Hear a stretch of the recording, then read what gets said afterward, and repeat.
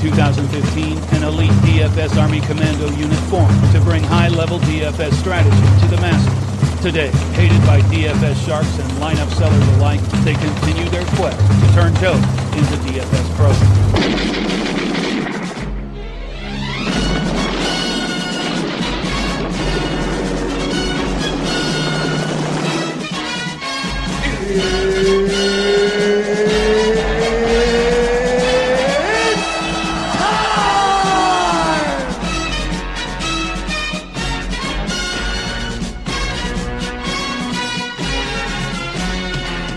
What's up, Army, and welcome to the Taco Tuesday PGA Daily Fantasy Golf Podcast, presented to you by DFSArmy.com.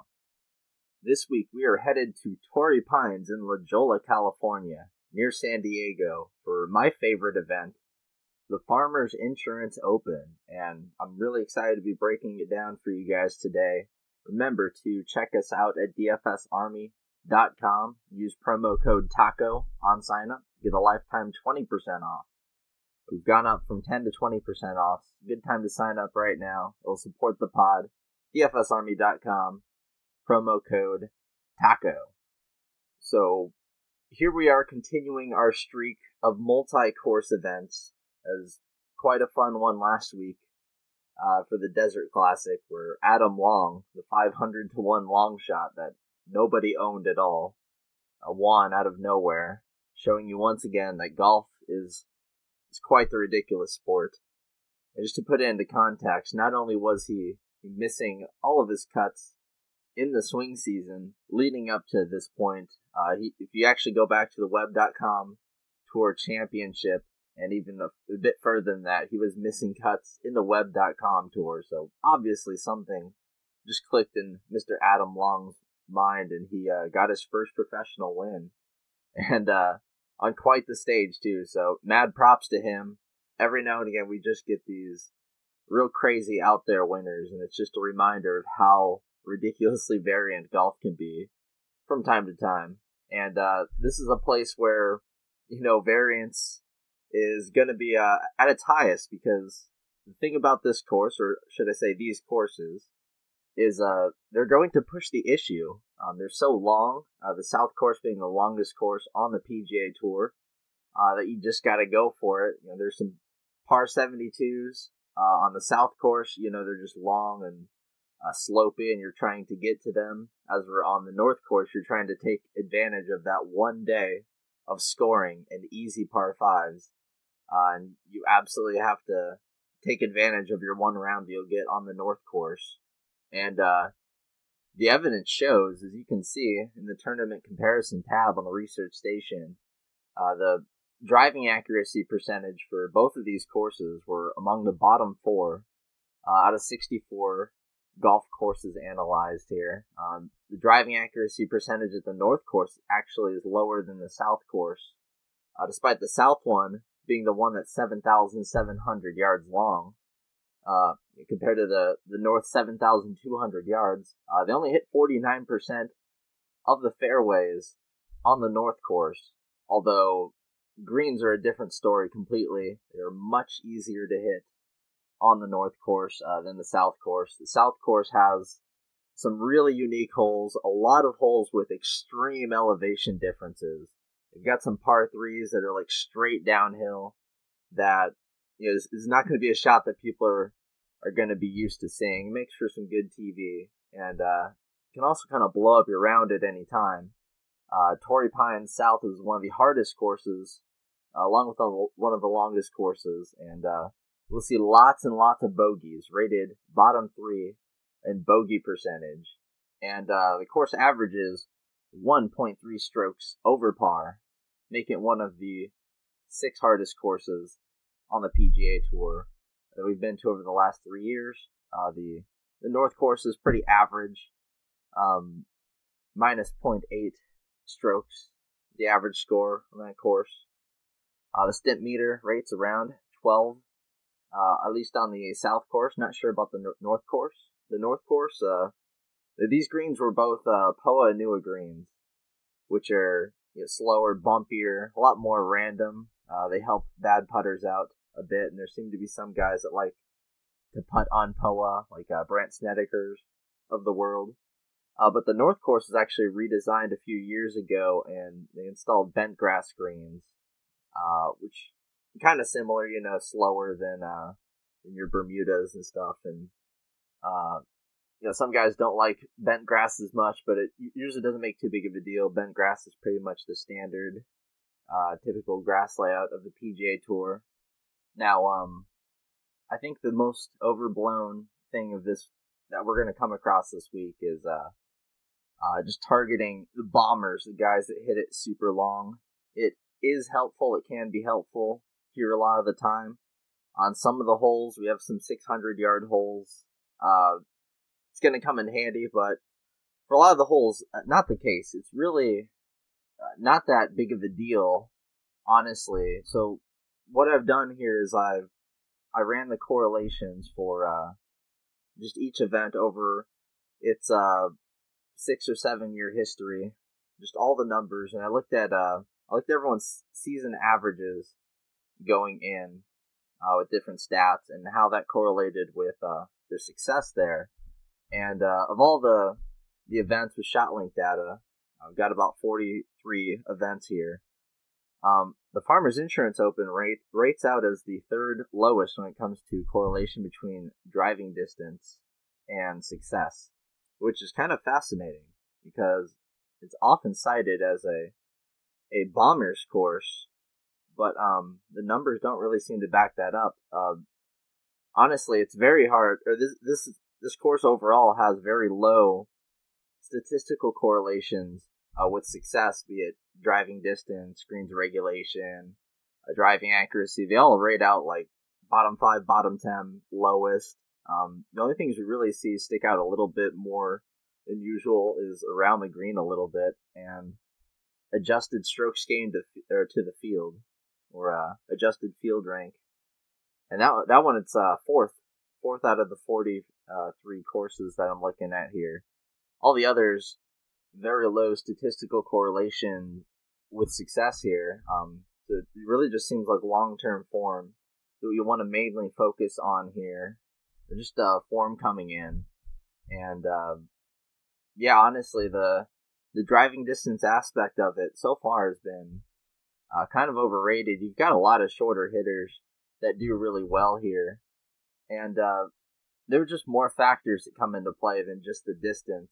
It's like the distance kind of forces your hand, but it forces you to use your driver and not club down or whatever for a lot of these holes. But when you have a lot of par fives, a lot of par threes come alongside that, and the whole layout here is really interesting since you get 3 rounds of the South Course if you make the cut, and 1 round of the North Course being either on Thursday or Friday.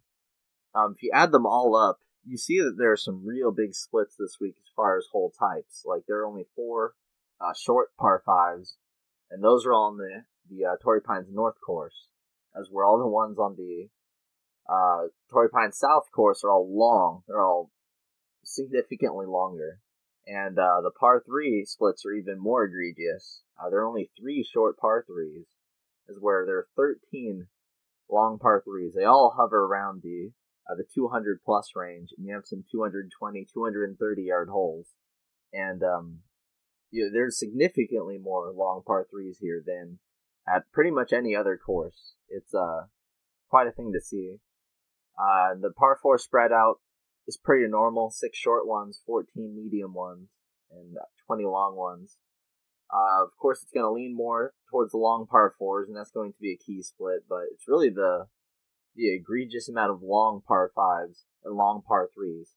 I'm pretty sure this event would lead all other events in most long par 5s faced and most long par 3s faced, especially when you consider that the weekend is going to be pretty much all the long par 3s and 5s, because you'll be playing the weekend on the South Course. And if it wasn't for the North Course and you just played 4 rounds of Torrey Pines South, it would be even more crazy.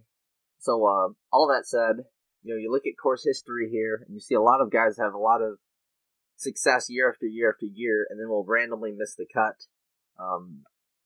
It's weird. It's like you just see that up and down.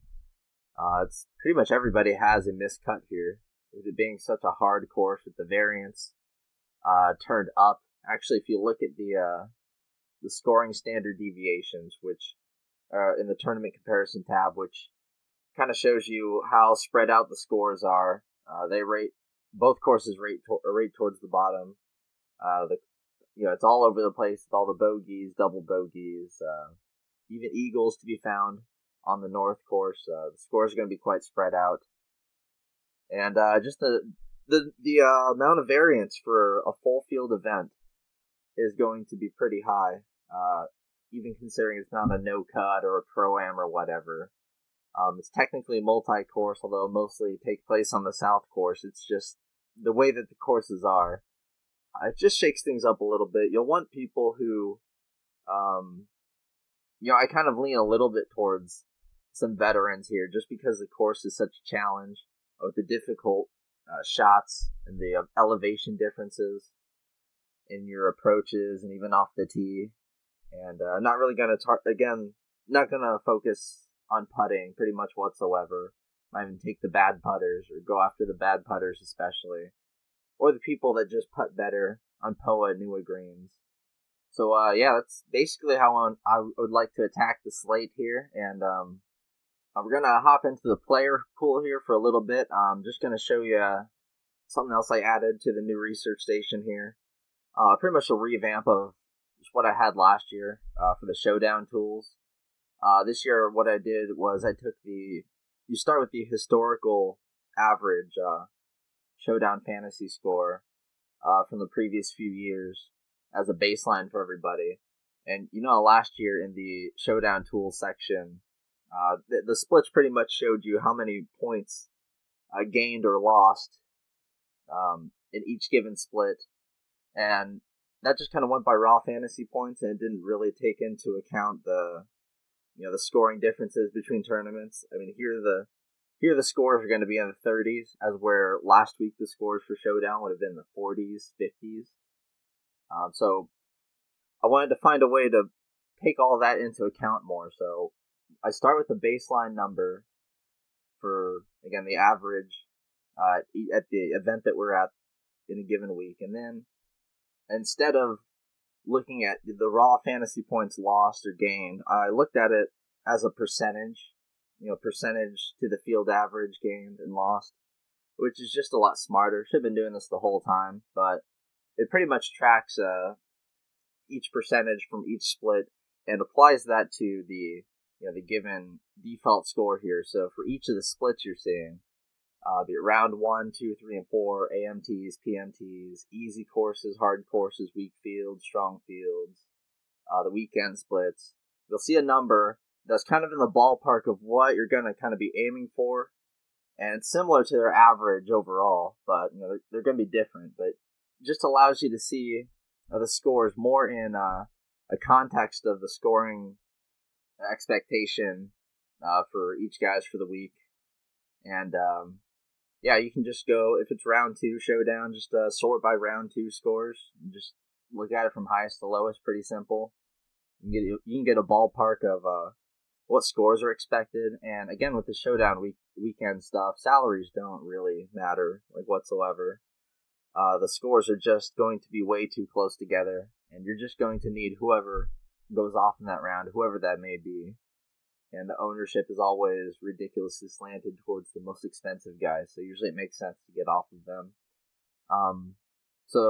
There's that, and then again we have the field rank tracker, fantasy scoring tab. You're gonna want to look at the fantasy scoring tab this week just to see who's good at the long par 3s, long par 5s, and use that maybe to judge weaknesses for guys you plan on going in on, whatever. Of course, the strokes gained tab always comes in clutch there. The player comparison tool is pretty awesome. If you missed that from last week, something they added where you can just select 2 golfers and it will just compare them, shows all their stats head to head and compared to the field average for each of those stats. So that was pretty cool. Also shows their their current form and their course history lined up next to each other with all the relevant stats for each event for further analysis. So that is really cool. And I just need to get into this field now. It's a pretty loaded field. Lots of stars come here. It's a very strong event. Of course, this used to be Tiger's marquee event, pretty much. Won this thing 8 times. Incredible course history by him. He's going to bring a lot of names in, with football being gone this week from the slate, before the Super Bowl. A lot of eyes are going to be on golf. This is pretty much the real, true kickoff of the golf season, and love this time of year. From here until the summer, really, it's just the prime of golf season. You've got majors and all that, some really good tournaments. We pretty much just got over our stretch of, the swing season and off season, and even the playoffs where golf's probably at its low point. So it's definitely turning around. We've got a lot in store. And again, you want to come check us out, dfsarmy.com, promo code TACO, to get all of our premium golf articles, tools, access to the research station, domination station, lineup optimizer, and it's everything you're going to need for the 2019 PGA Tour season, and it comes with access to all of our other sports. So go ahead and get it, you knucklehead. Come on, what are you waiting for? Going into the field again, the studs here, we've got Jon Rahm on top at 11,400. Another event that he has won at. Last week he had won at what was formerly known as the Career Builder, now the Desert Classic, and he's won here in 2017, 29th last year, and he kind of fits the mold of Bomber Supreme that people really want to target here. He also matches the course pretty well, ranks 3rd in projected course score, but at the most expensive price on DraftKings, FanDuel is $100 cheaper than Rose, which I think he should probably be at anyway. But yeah, still, Rahm, it's hard to deny how well he's been playing just over the last really half a year or so. He's had some blow-ups in spots like the U.S. Open, the Players, the Northern Trust, but other than that, he's been pretty solid and has posted tons of top 5 finishes, and always scores more fantasy points than his finish would let on. I don't think he deserves to be the most expensive over the likes of Rose or even Woods and Rory and Jason Day at this tournament, but he's 10-1 right now, which is better than anyone else in this field. Everyone else is at we got 3 guys at 14-1 right now, so it really does seem like Rahm is the favorite to win here. He's a West Coast dude, and these West Coast guys really do tend to flare up when it's their time to shine. We just saw Phil Mickelson do just that last week, and we'll head into the Waste Management Phoenix Open, which is another really exciting event coming here soon, and there'll be another star-studded event, and all your West Coast boys will just suddenly remember how to golf after a long off-season off. So, Jon Rahm, I'm not really too huge on him. I never really am, as you guys might kind of know, but he still rates out as our highest projecting player. He again 3rd in the course score. He actually hits on average 10 fewer yards than Rory McIlroy. 306 off the tee to his 316. It's just the strokes gained off the tee. That's where he's it's always been his bread and butter. Again, Rory's a little better in that regard, but I'm comparing apples to apples here because they both just have the same sort of MO. It's Rahm's approach game has been sort of middling or whatever, and his putter's kind of crappy, but he's just had these intermittent struggles, poor rounds or whatever. He's more likely to blow up than some of these other studs, I'd say. But really, him and Rory, they kind of draw a lot of similarities. Rahm hits a lot more fairways than Rory, but other than that, they're pretty similar cases. They don't play quite as often. I know Rahm used to play really often when he first started playing on tour. Now he has a pretty selective schedule and goes to the best of the best events. And that's been the case with Rory for quite a while. He's very picky and choosy. Now, moving on to Rory here real quick, and I might as well lump Rose in with him. Rory's 11-1 on DraftKings. Rose is 10-8, 12,000 on FanDuel. So, Rory has never played here. I'm pretty sure he's never played here before. And Rose has finished top 10 here in the last 2 years, but the 2 years prior to that, he had missed the cut. So, kind of up and down like a lot of the guys' course histories here. Now, Rose rates out a lot better than Rory. He's second in the projected course scores, where Rory is 24th. And Rory seems to get it done pretty much primarily off the tee, as where Rose has shown some chops in his around the green game. Long term, he's really good with his approach game. Just a super excellent cut maker. Gains more fantasy points, more birdies. I mean, Rose is pretty much the creme de la creme. Kind of disappointed at the Desert Classic with a T34 finish when he was, he should have been the most expensive guy there over Rahm. Of course, me taking Rose over Rahm hurt me a little bit, but not really too much. I mean, Rose is never, well, he can kill you. He will kill you. Every golfer will kill you. He's just the least likely to, if, to put it like that. And like I said, with this week's statistics kind of sort of being on the low end and just wanting to look at medium to long-term form as being the most predictable factor here, Rose has the best. I mean, it's not even really that close. If you look at it, from medium or long-term form, it just goes back the last year or two. He's just been excellent. He's been deadly. Top 10 threat at every single time he tees it up. Finishes in the top 25% of the field 83% of the time. It's like 10% better than anyone else in this field besides Ricky Fowler, who we'll get to. But yeah, Rose just he's your cash play definitely. Rory GPP, Rahm GPP. It's pretty much how it is. I think Rose has switched to a new club last week. He's hitting the same driver, I guess, but it didn't really show too much. Maybe with his putter. If you go to Stroke Scan tab here and just get the lowdown on Rose. In his final round, he did struggle a bit with his both his irons and his driver. But he had quite a hell of a third round with his irons. First 3 rounds really were quite good. So not really sure what went on there. Just kind of inconclusive. He wasn't all that great with the putter, but he kind of never is. But he didn't have a round where he lost too many strokes, really. He just brought it back on that third round with the putter a little bit. It's hard to say yet. We're going to have to wait a few more weeks and just see how Rose reacts to this sort of thing. I think it's kind of overblown, but you saw that's what kept him from being the highest owned play and put a lot of people on Rahm last week.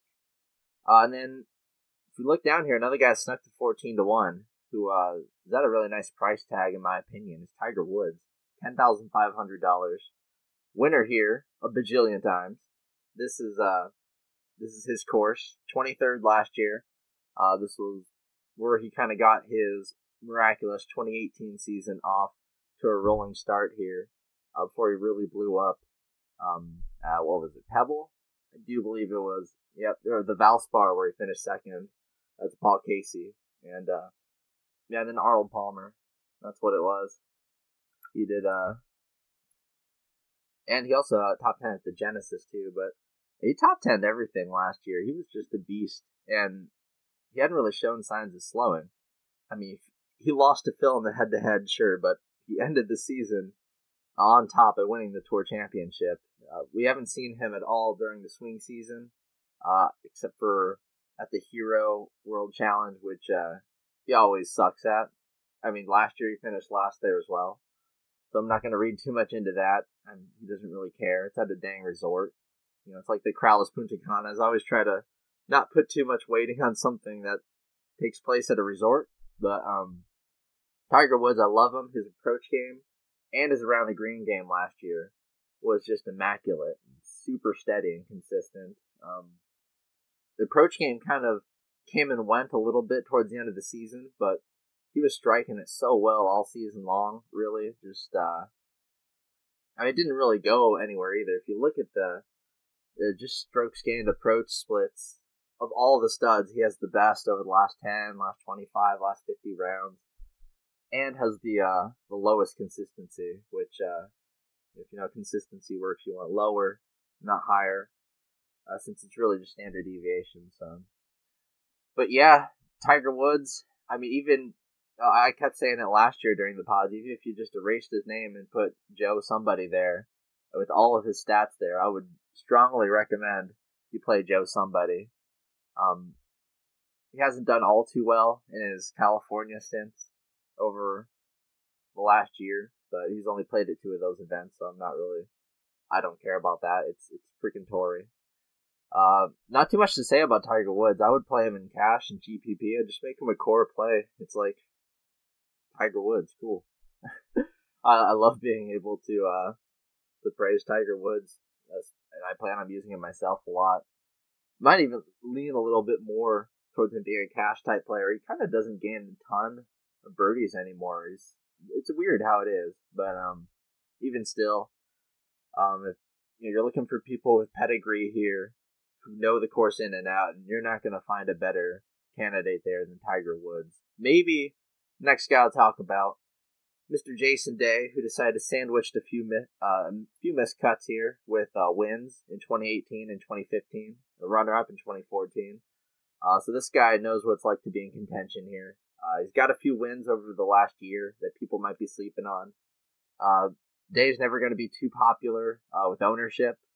Loses strokes in most strokes gained categories except for putting. So, I'm not saying stats are totally out the window, but if stats are going to be on the lower end of predictability, and we're just going to look at results, field rank, stuff like that, I mean, especially if you look in longer term, and especially if you split it up into par 72s and on the West Coast, because those field rank splits for Jason Day are incredible. He played 7 events on par 72s last year with an 86% field rank split. He played 3 events in California with a 87% field rank split. That is extremely good. Tied with Rose for the best out of all the studs. Jason Day is somebody I'm going to be going to. He's kind of walked a little backwards. Him and Woods have flip-flopped. It used to be Day was 14-1, Woods 15-1. They've traded places. And Rose is 13-1, walked back to 14-1. So you got a lot of guys right here at this 14, 15-1 spot. But I think Day deserves to be there. You have to have some ownership to him, especially in GPP, with his winning upside here. Even though statistically it doesn't rate out the best, that's just how I see it here. Then a guy that really just pops. He's priced appropriately finally, but Tony Finau, $9,900 on DraftKings, $10,700 on FanDuel.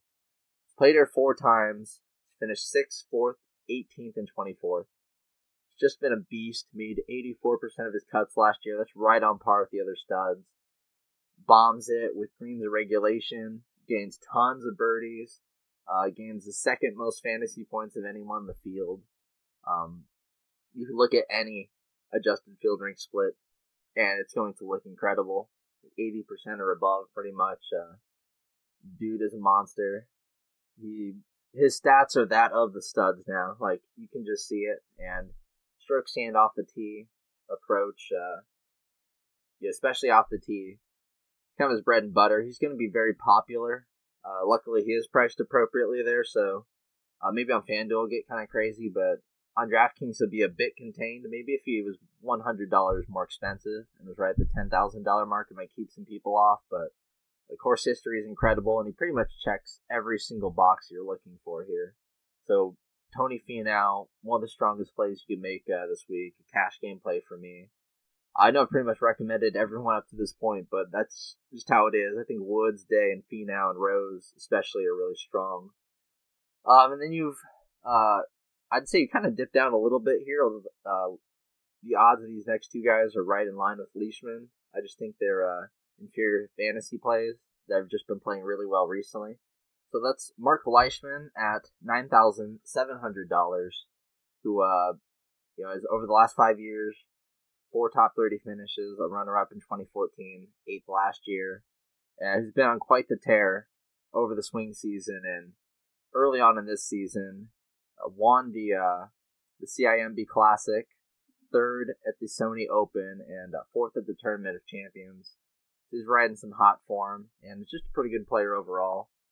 And you've got Xander Schauffele, who's won the last 2 times he's teed it up at 2 extremely strong fields, albeit both reduced fields at the WGC, HSBC Championships, and the Tournament of Champions. He won both of them. And it's, on FanDuel, Xander is just, he's underpriced. Go get him there. But he's actually drifting.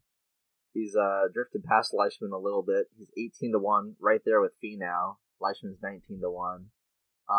A lot of people, I think, are gonna skip over these guys. Maybe. I mean, the game loggers are definitely going to just slam Leishman and Schauffele, just seeing the wins and stuff. Like, it's just, I'm sure a lot of people are like me and want Finau, and I'm hoping that Day and Woods lose ownership just because of all this, this cluster of plays up top.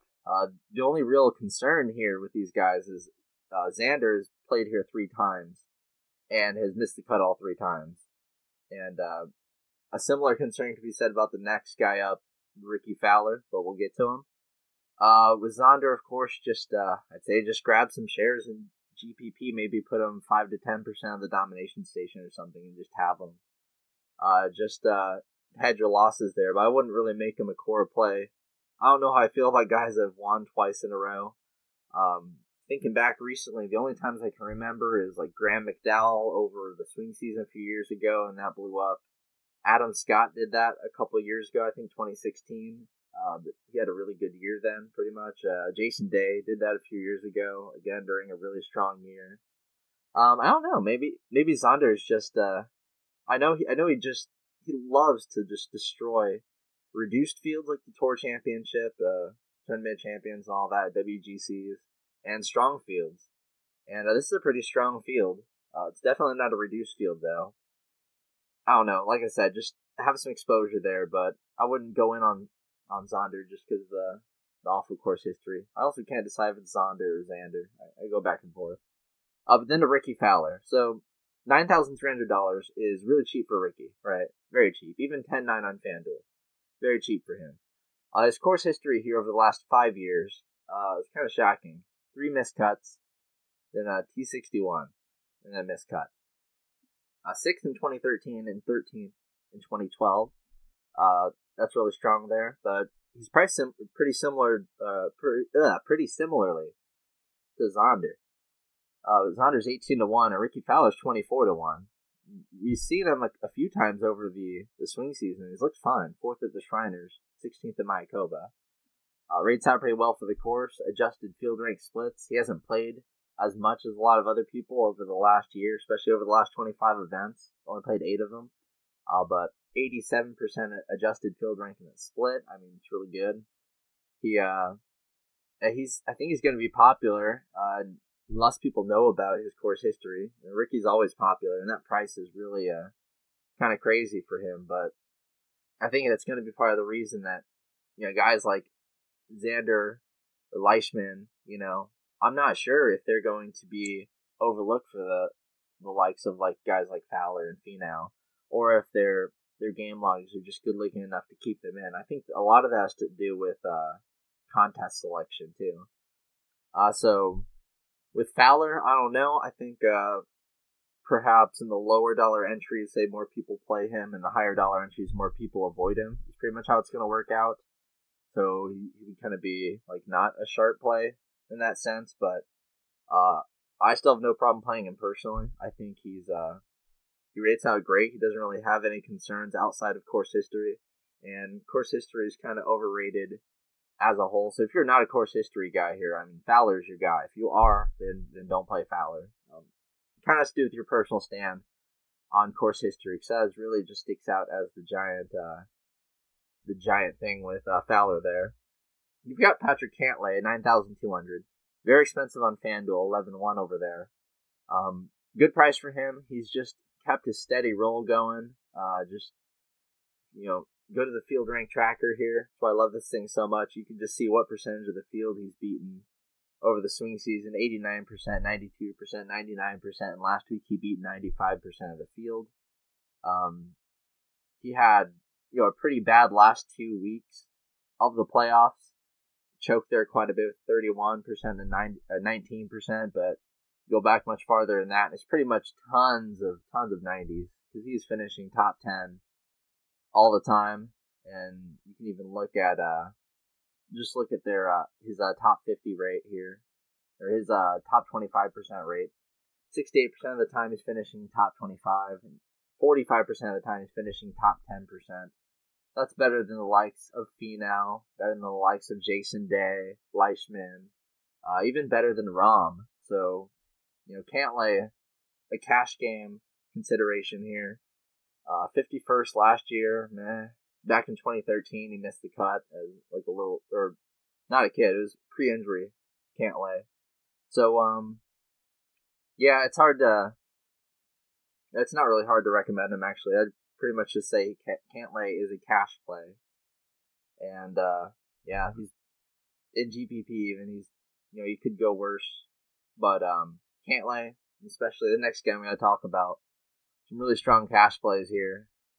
And, next guy on the board, Charles Howell, $9,100. This is a course he has great course history on, so just line him up in cash.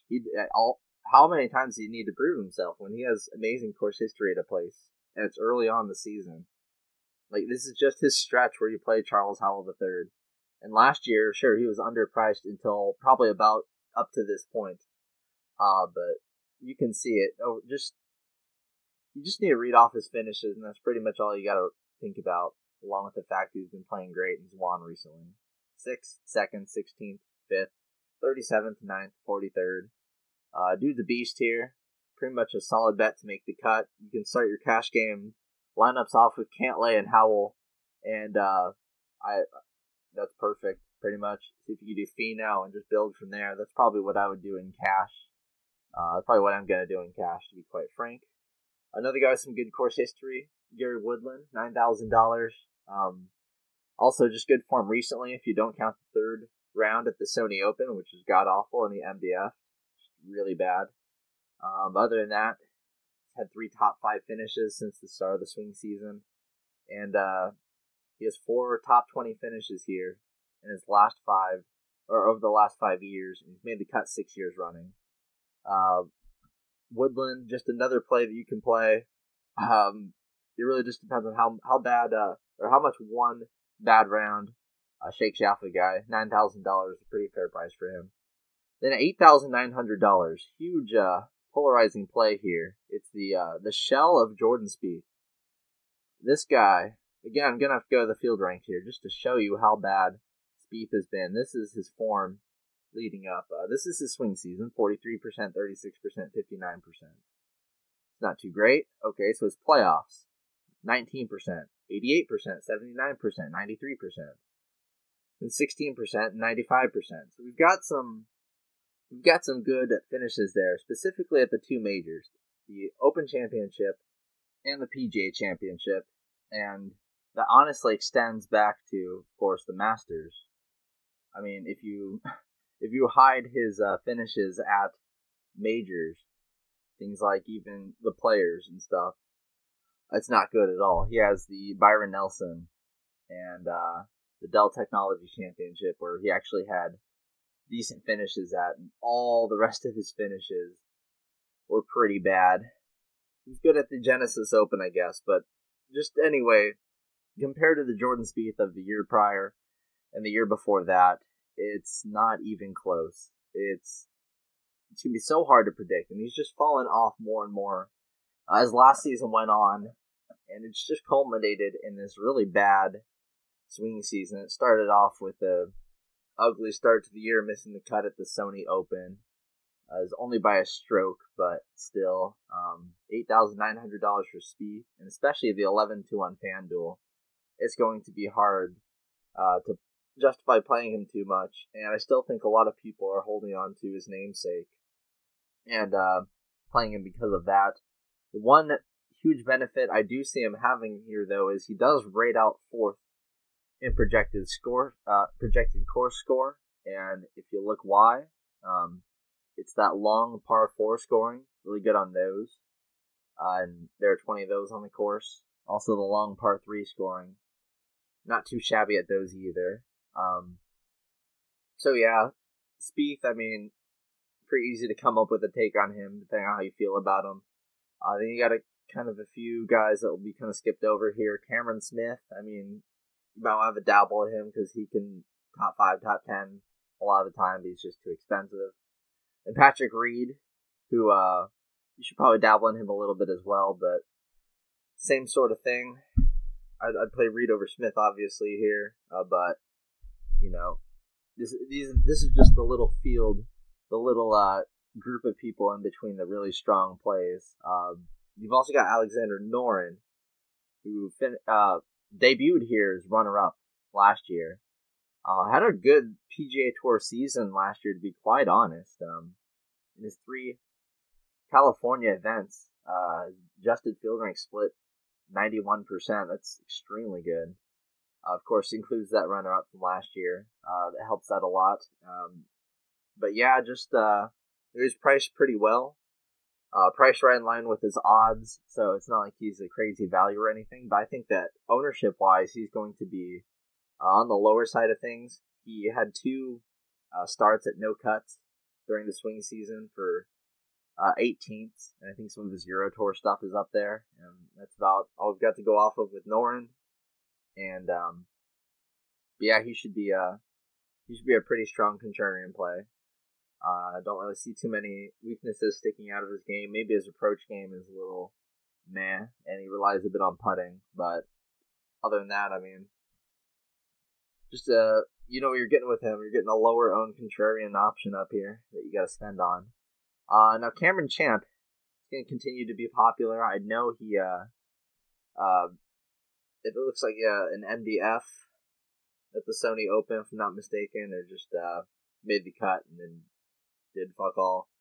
73rd place finish there at the Sony Open. Kind of ended his streak of strong play. Now he gets to take his 324-yard drive to the longest course in the PGA Tour. You're going to want to play him in cash, or not in cash, but GPP, just because the birdies gained, the birdie or better gained stat for him, and just his ridiculous off-the-tee stuff. He's going to be in eagle contention a lot of the time. Like, he's going to be fighting for eagles with that driving distance. He's going to be able to find eagles on some course other players just physically can't. So he's kind of like, he's almost 10 yards longer than Rory, to put things into perspective. Like, he is by far the longest driver of this event outside of, you've got a handful of guys in the 300 teens down low, but, I mean, no one really comes close to Champ. He's the champ at driving it long, and even has a good greens regulation percentage to go with that, and no crazy weaknesses we've spotted so far. So he's going to be popular for fantasy scoring, especially for like showdown. He's going to be a really strong play. You've got another course history play here in Brandt Snedeker, another guy that's won here twice recently. 4 top 10s since 2012 with only 1 miscut in that span. 45th last year, but 9th the year before that, the win in 2016. The 2016 win was amazing, I might add. So in 2016, the final round, came across some gale force winds, and everyone was like, the scores averaged 6 over, 7 over, 8 over par. This was on the South Course, mind you, and somehow Brandt Snedeker puts up one of the greatest rounds ever, honestly, and somehow laps the field sort of early on and finishes. He wasn't even in contention before the round started, but he finished 3 under par. Sort of reminds me of Matt Kuchar's round from the first round of the 2016 Valero Texas Open, where there were just gale force winds that completely ruined all the AMTs. except for Kuchar, and he started in the thick of all of it and ended up with the lowest round of the day. Even over the PMTs had the reduced wind. And so, Snedeker, another guy I said who's obviously a lot better on POA historically in these West Coast events than other grass types and other types of events, and it really shows. And Snedeker at $8,400. He's a play I'm going to be considering. His line movement is getting up there. He's moved from 43 to 40. And he's right next to another play that I think people are going to also target. They'll get some of the ownership off of him, besides being next to Cam Champ, which will also help. Hopefully it gets forgotten in the mix, and I can use me some Snedeker, but there's no way he can also finish last. He's done that a few times this year. Over the last year, he's had some damn near dead last place finishes. And he has that in him, but he also has, of course, winning upside here, even the runner-up in 2013. And so if you go to Keegan Bradley, this is a guy that's finished top 5 in the last 2 years here at this course, and then missed the cut in 2016. So kind of up and down for him, and he had a really bad Tournament of Champions, if you remember that, but the people that are game logging won't even notice because it'll come up as the 27th. And that's why field rank matters, to put everything into its proper perspective. And Keegan, outside of that, he's been a cut-making machine, made 84%, 85% of his cuts over the last calendar year. One of the better marks of guys in this range, way better than Snedeker, Answer Champ. Really liking. I like Keegan, but I think he's also gonna be popular. Probably more popular than Snedeker. Won't be more popular than Champ though, but he will be somebody that sticks out. His line is also moving a little bit. It's moved 7% so far. Answer is a guy I liked last week. I really did like him last week, and I just don't like him as much this week. You really want to play him in round 1 showdown and on FanDuel. He's $9,400 in FanDuel this week. You might want to get him over there. But he's been on a roll lately, but he just seems to start off every tournament so strong and then tail off and not do anything in the weekend. So never play him on the weekend, but round 1, round 2 showdown. Get on your boy Abraham Answer. I just wouldn't go there for a week long, especially with the plays around him. And then we get to our first guy that's had some crazy line movement to help finish out the 8K range here really strong with some strong plays. Emiliano Grillo, 8,100 on DraftKings, 9,500 on FanDuel. Very underpriced on both sites, and he's drifted all the way from 50 to 1 to 35 to 1. 12th last year and 33rd the year before that. Missed the cut in 2016. Been a solid cut-making machine. Made 90% of his cuts over the last calendar year, and that's with 25 events played. The dude is a cut-making monster. Another guy that you pretty much want to lock into your cash game. Approach game has been solid, but over the last 10 rounds, it's been incredibly solid, gaining a full stroke approach on average. Him. The next time I talk about Matsuyama, we'll probably dig into his ownership a little bit with him being so crazy underpriced. So Grillo, I don't know, he could end up being really chalky. The books are just smashing him right now. And the price is just, it really sticks out. He's got a great looking game log. Everyone knows he's a very good cut maker historically. It's pretty much all he's done since joining the PGA Tour a few years ago. Is just make hella cuts. So he's going to be super chalky in cash games, I would imagine. And then right there, 8K. But for some reason, $11,700 on FanDuel. The third most expensive guy on FanDuel. But the 22nd most expensive guy on DraftKings? I thought last week with Daniel Berger, that was quite the drastic difference. This is a $3,700 difference between sites. Holy crap. And it's actually DraftKings who are right here, because Matsuyama is still right in line with the odds, putting him at 8,000 in this field. But I do not understand how FanDuel's algorithm decided to... it's just a weird thing with their algorithm. They always have the same sort of guys over and underpriced. They've always underpriced Cantlay. And they really, they've always underpriced Fowler, but God, did they overprice Hideki. And they've been known to overprice Hideki and Berger. Like, they've been known to overprice these guys because they're obviously looking at like a 2 or 3 year split, maybe weighting everything as equal or something. I don't know. I mean, Matsuyama has fallen off quite recently. I mean, not crazy amounts. He just hasn't played too much and kind of got plagued with injury not too long ago. If you look a year ago, this time Matsuyama was tearing it up, but right now not so much. Had a 51st at the Sony, but man, that price difference is just wow. That's insane. But yeah, Matsuyama, him being so cheap on DraftKings, this might be one of the cheapest prices we've ever seen him at in relation to the field. You might want to snatch him up over there, but he's right in line with the odds too. Like, I might honestly, you might just want to bet him or bet him top 5, top 10 or something. That might be the play to make here because the odds aren't giving him any love whatsoever, really, and it doesn't make sense. He's also like by far the best strokes gained approach of anybody in this field over whatever split you look at, like the last 10, last 25. He hasn't played much recently, but when he has, at least he's been tearing it up with the strokes gained approach. Like, his irons have been on fire, and they always have been, but like just in particular lately, like they've just been scorching hot. 1.4 strokes gained approach per round on average over the last 25 rounds he's played. That's some consistency right there. Holy crap. And then we're gonna have to hurry down the field here. Obviously, I can't talk about everybody here. Just going to point out some guys that really stick out. Sungjae Im at $7,800 continues to be a flavor of the month and followed up his 16th at the Sony Open to start the year off with a 12th at the Desert Classic. He's going to start garnering some real attention there, but his pricing lines up with the odds. So the odds book still sleeping on Sungjae a little bit. Maybe take some like a top 20 bet on him. Seems pretty solid.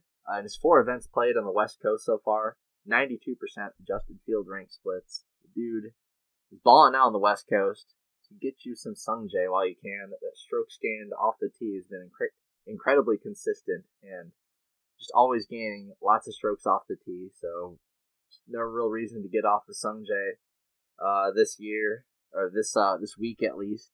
You might want to get off him this year if he misses like 5 cuts in a row or something. But right now it just seems like you want to get on him before he's too chalky. He's starting to get pretty chalky.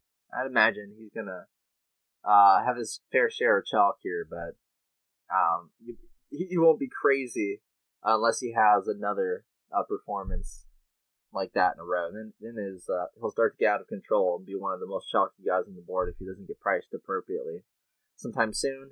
JB Holmes, who's not even on FanDuel for some reason, $7,900 on DraftKings. He has 4 top 6 finishes over the last 3 years. 5 straight years of made cuts with missed cuts in 2013 and 2012.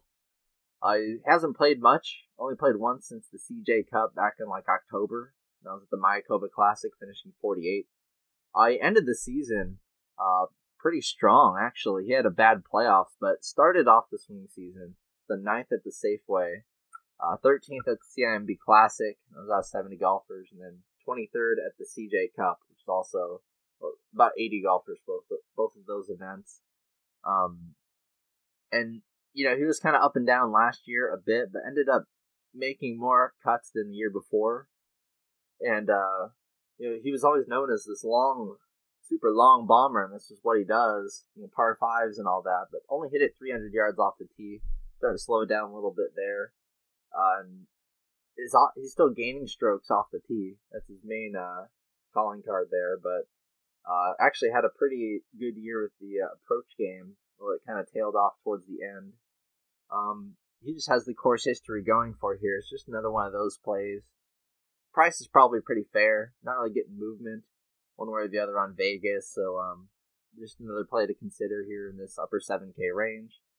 Billy Horschel, another guy, you know, just he's had, you know, just looking over the last 25 events or so, I mean, he's been looking really solid. There's a lot of top 5, top 10 finishes and all that. Brandon Grace, who just got off of a really good win at the Abu Dhabi last week. He pops up in this field at $7,600. Might be a really sneaky little play there, although the 3 events he played during the swing season for the PGA Tour were pretty bad. 3 no-cut events, all with about 80 in the field, and he finished 50th, 48th, and 41st. So, and only one of them was the WGC with a strong field. The other 2, about a medium-sized yikes for Mr. Brendan Grace there. He always does just play way better on the European Tour than the American Tour or the PGA Tour, but I don't know if that makes him a trap necessarily. He's still pretty sneaky, I think, especially on FanDuel, where you literally can't even roster him. Then Ryan Palmer, last year, a runner-up here as well, and blew up last week after 2 top 10s in a row coming in. So Palmer, if you look at the field rank splits, they have a consistency stat, and of course he's among, I think he's the highest of anyone we've talked about so far. If you look at two other guys with incredibly high inconsistency, that's Brant Snedeker and Cameron Smith. So it's really a nice stat to look at to, you want a lower number there for cash, lower consistency, and higher consistency numbers for GPP. The guys are all over the place. Pretty much how that works. But yeah, so moving into the mid 7K range here, some plays that I really do like. Palmer, not so much on, just he's sort of a shot in the dark kind of deal. 44% made cut percentage last year, just to put everything into perspective there. So just a crazy GPP play. If you like crazy GPP plays, then Palmer's your guy. But I like the 7.5 range. Last week I think it was the $7,400 range I really like. I like the $7,500 range. All 3 of these guys are great. You get Kyle Stanley, the best odds value of these guys, and it makes sense. He's just a solid player. Great driving accuracy and greens or regulation percentage, kind of how he gets it done. So people are off of him because he's a shorter hitter. I'm just gonna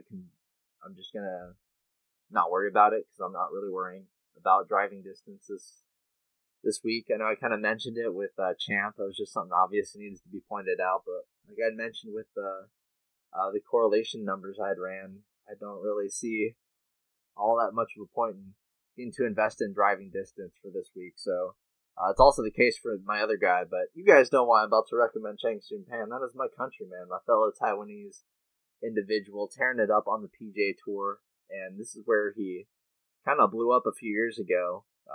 Came runner-up in 2017. Followed that up with a 35th place finish last year.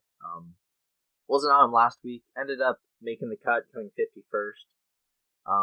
Missed the cut at the RSM Classic by a couple of strokes before that, but then had a pretty decent swing season other than that. Made 70% of the cuts last year. Field range split's pretty good. Just overall, just a solid price for him, and I think he's going to go a bit under-owned with him being a little underwhelming as of late. I still think he's a really good play to make there. Then Adam Scott. He's 80-1 right now, and he hasn't played this course in quite a while, and he hasn't played well in quite a while either. Last time I saw him playing well was the WGC HSBC Championships in China, where he always plays well, and then 10th at the CJ Cup, which is same deal. So Adam Scott, he recently had a horrible showing at the Sony Open, just really bad. Horribly bad. You have to really go all the way back to the Northern Trust and the PGA Championship to see a good Adam Scott. He finished top 5 in both of those events. Not too far removed from that, so I think the price, he's underpriced, and like I mentioned, I'm going to play him. He's going to be a sort of like a core punt, I'd say. I'm definitely going to have some exposure to him, Pan and Stanley. If I'm hand-building lineups, I'm going to look out for the $7,500 range. $7,400 range, not as much can be said about that. I would like Hostler, but he's had 2 really bad performances in a row now, so a little caution there. The $7,300 range is really good. You got JJ Spawn, who 5 cuts in a row, now with 3 top 15s in that span, all full field events as well. And he's got 2 top 25 finishes here in his course history, 9th in 2017. So Spawn, someone I have circled right there. And then a play that really sticks out, Joaquin Niemann, $7,300. He disappointed everyone last week as the highest owned player and missed the cut by several strokes. He does rate out 6th in this course in the fantasy points per hole projected course score model. He really excels at long par fives, and I think he's a good bounce back play. He's pretty much had 3 bad performances in a row for him. He's 100 to 1 right now. But I think a bounce back could be in store for Joaquin. And then Harris English, I was very against him last week, and he ended up making the cut yet again. So it's like 6 out of 6 made cuts, or a 7 out of 7 made cuts during his swing season there. So, I mean, that part in itself looks good. He hasn't had any actual good finishes yet. Just the 22nd at the Sony Open, and that's his only finish in the top 35, really. But his course history here is pretty good. Runner-up in 2015, 31st in 2016, then 14th, and then last year he was 8th. So that is not cut here. As far as I can see, he's just someone I'm finally going to reluctantly circle, but definitely on FanDuel is only $7,800. Very strong FanDuel play. Ryan Moore, also in this range, someone to look at. He hasn't been playing much recently, had kind of a bad swing season, but did have the 2nd place finish at the Safeway Open, but I think he also had course history there, if I'm not mistaken. He's really short off the tee, though, so that is a big concern. He's only 289 off the tee. It might be short enough to the point where with a course like this, you have to say, okay. Let's slow down with Ryan Moore here a little bit. I'm definitely playing him less than I would at any other course. Swafford's a guy who kind of reluctantly made the cut after being chalky last week, but definitely wasn't close to winning it again as he had a few years back there. And his course history here is really weird. 3 missed cuts, 13th, so something you might want to sprinkle in. The 7-2 range is a bit more interesting here. He's Kevin Choi has the 2nd most line movement of anyone. Only to Emiliano Grillo. He's moved from 103 to 1 to 80 to 1, making him really stick out as the best play in this range here. Even though he just missed the cut at the Sony Open, he's made 3 cuts here. Never finished top. His best finish was 35th last year, but has 3 made cuts here. Can hit the ball a mile. Not very accurate, but as far as strokes gained go, over the last 10 rounds, he's gained in all 4 categories pretty evenly. And generally tends to get off the tee, but has been doing a lot of consistent work around the green over the last year, which might come into play here. You've got Harold Varner, who's just on a tear right now. 4 straight top 25 finishes, the 18th last week. Missed the cut at Sanderson Farms, but if you go back farther than that, the top 25s just keep going. If you look at his field rank splits, 32% of the time finished in the top 10% of fields last year, so that's really good. And he's only $7,200. He's missed the cut here the last 2 years, but did make it in 2016. Just another play to mix in there. Tway is going to get a lot of the. I'm not sure if Tway will be. He has to be higher owned than Varner now because the line's so much different now. But Varner, I'd probably want to play him a little bit more than Tway, honestly, if it's going to be like that. But I don't know. Varner does look better than Tway to the eye if you're just looking at like form and course history and stuff. And then the sneaky play there would be Affie Barnrat or Jimmy Walker at $7,200. Walker's had a bad form here over the last 2 years, but dating back to 2012, he has 4 top 8 finishes back in 2016, 2015, 2013, and 2012. And this year, he's made he's made all of his cuts during the swing season. Hasn't played much, but over the last year, he's actually made 84% of his cuts, despite the Lyme disease thing and everything. He's just someone to just have a little bit of, just because he can be very sneaky. He's always super, super low owned. You got another guy that's sort of like that, Pat Perez, finished 4th here in 2017, 2nd in 2014.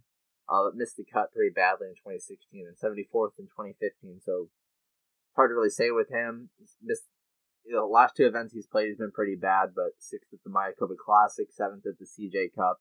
Just another guy, And then going into the slow 7K range, you got JT Poston, who's been playing a little better recently. Jason Kokrak, probably the best out of the $7,100 range. And then down there at 7K, Keith Mitchell looking like a really good play. As always, he's underpriced. And Anders Albertson's time to start taking this guy seriously, I guess. He's made 5 cuts in a row, had the 5th at Sanderson Farms, 34th last week, and his fantasy points per hole numbers are just kind of off the charts.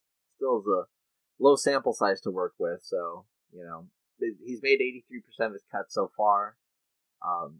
Just a really good start to his young PGA Tour career, so, $8,000 on FanDuel, too. That's way too cheap. Super strong FanDuel play over there. And Martin Laird also, a statistical play I like. And just a guy in the 7K range who's going to be like 1% owned. And even Richie Werenski, too. A lot of people were on him last week. He was one of the more popular guys, but he missed the cut and screwed everyone.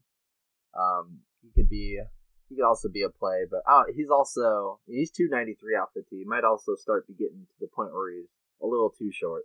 You can say that about Chris Kirk at 7K as well. I know he's made the cut here a few times in a row, but 287 off the tee right now and in really bad form. I don't know if I'd play Kirk because of that.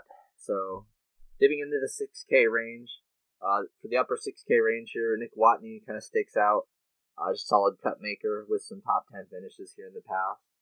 Joel Dahman has made like 7 out of 7 cuts in the swing season, and 22nd at the Sony Open, and that's pretty darn good. But he's another shorter guy with just all driving accuracy and whatnot, so tamper expectations there. And then McCarthy, another guy, he wasn't too popular last week. He's actually like 1 or 2% owned. He was really sneaky last week, but unfortunately ended up missing the cut after several good performances in a row.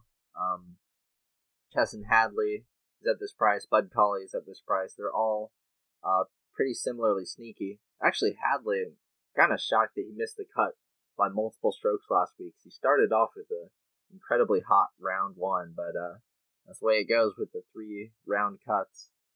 Then a guy that I've been really impressed with lately, Dominic Bazzelli.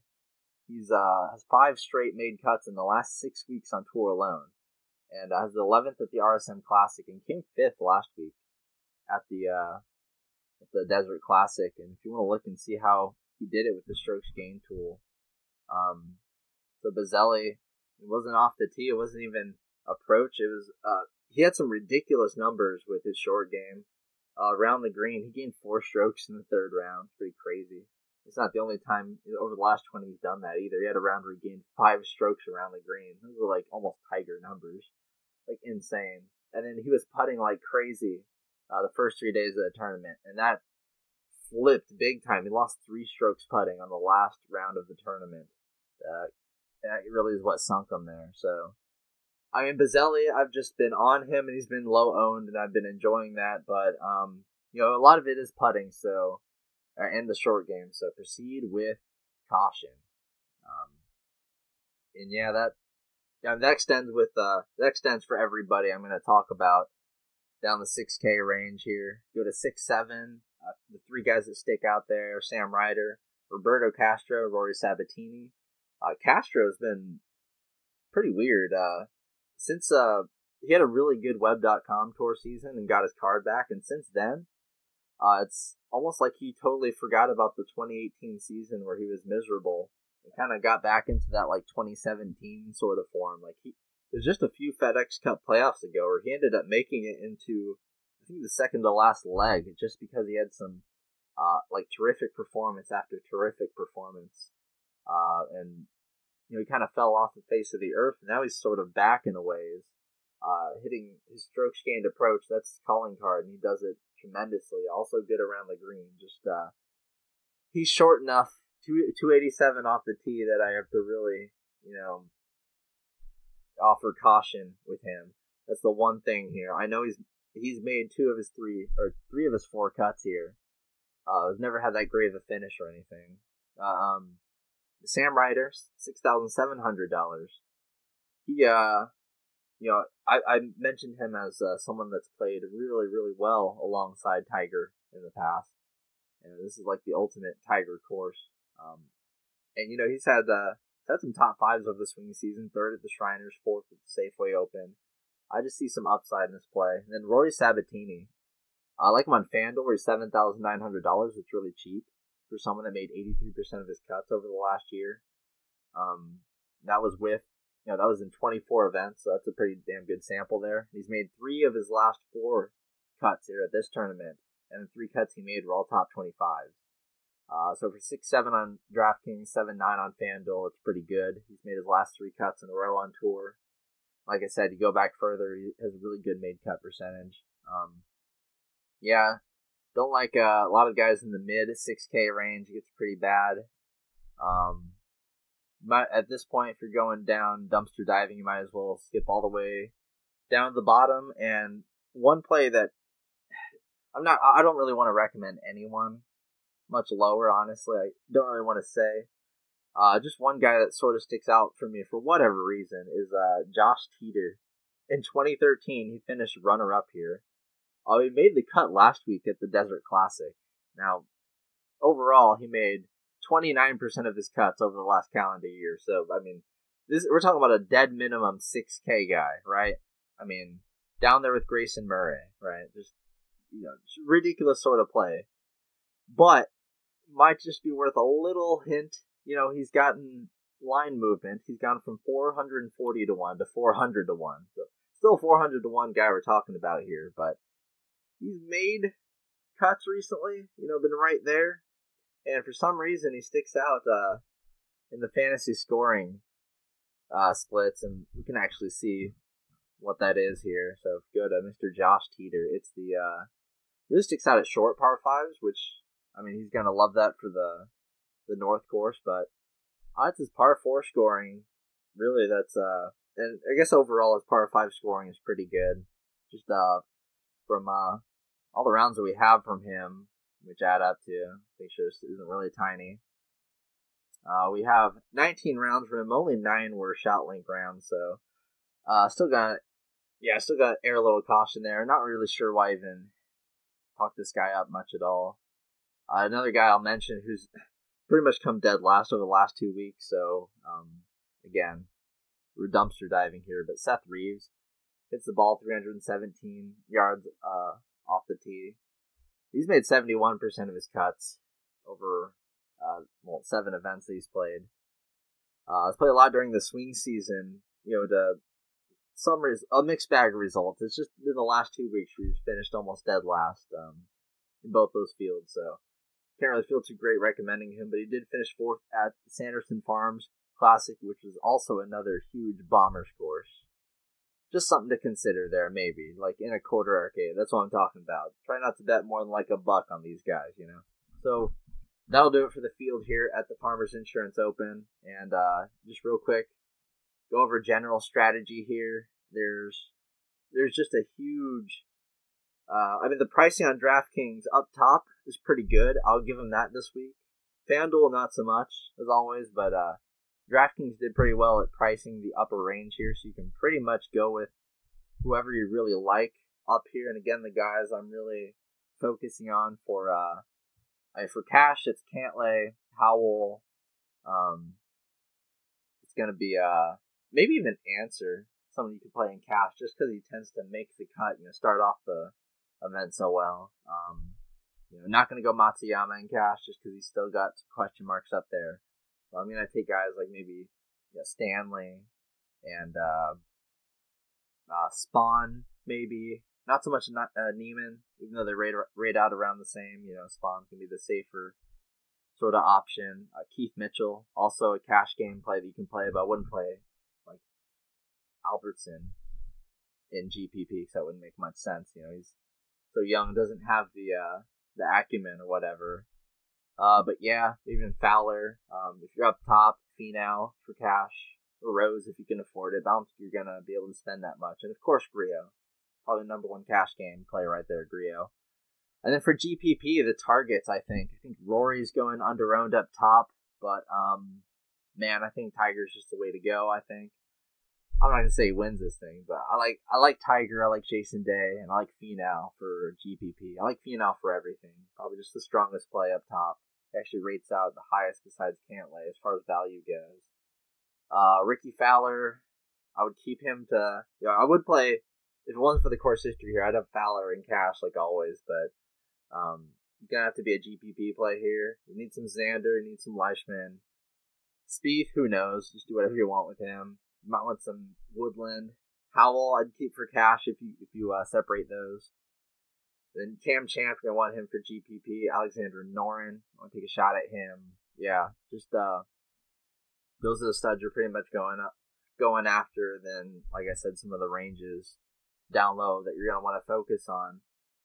You're not going to want to spend too much on two really expensive guys up top because you're not going to want to go dumpster diving. You're not going to want to have to play the Josh Teeters of the world. You want your punts to be in like the upper mid 7K range. So they're guys like Adam Scott or Cheng Soon Pan or Aaron Wise even for GPP, Horschel, guys like that, and not have to go into the world of the 300, 400, 500 to 1 guys. It's not what you want to do.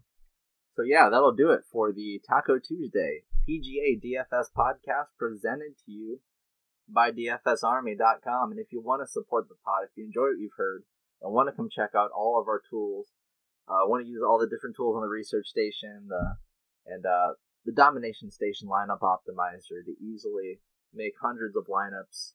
I think you can make 200 lineups at a time on that thing, all customized to your liking. DFSArmy.com. Use the link in the description and use promo code TACO. You now get a 20% off lifetime discount. If you use the promo code TACO, and it supports the podcast. Thank you very much for guys who do that, and I will see you guys next week.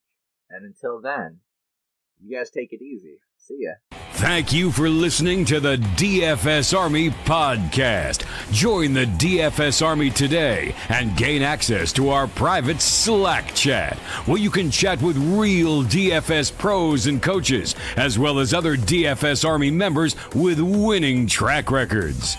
Also included in your membership is access to our premium articles, DFS Army weighted projections for every sport we offer, from NFL to MMA, weekly player picks and cheat sheets, the strategy vault of timeless concepts, and the DFS Army Domination Station, a truly state-of-the-art lineup optimizer, offering your personal projections or ours. The DFS Army membership is the best value across the industry. Join today and get 2 free ebooks, as well as the secrets to unlocking a new level to your game.